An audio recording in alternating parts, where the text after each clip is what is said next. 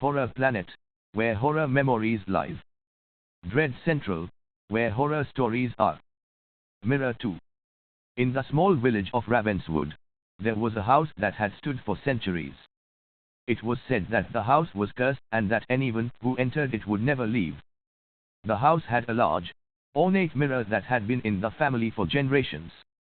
It was said that the mirror had the power to trap souls and that the spirits of those who had died in the house were trapped inside.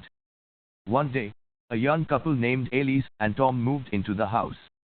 They were excited to start their new life together and didn't believe in the rumors about the house. As they began to settle in, strange things started to happen. Doors would slam shut on their own, objects would move without explanation, and they could hear whispering voices in the dead of night. One day, Elise was standing in front of the mirror, admiring her reflection. Suddenly, she saw something move behind her in the reflection. She turned around, but there was nothing there. As the days passed, Elise became more and more obsessed with the mirror. She would spend hours staring into it, transfixed by her own reflection. Tom grew increasingly worried about her, but she refused to listen.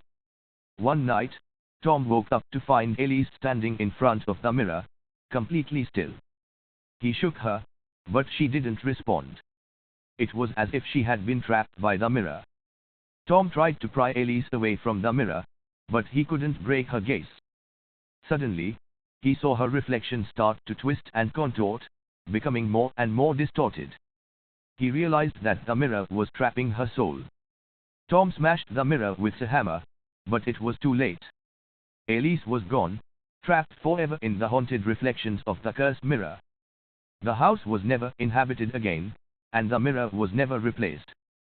But locals say that on quiet nights, you can still hear the whispers of the trapped souls echoing through the empty halls of the Ravenswood house.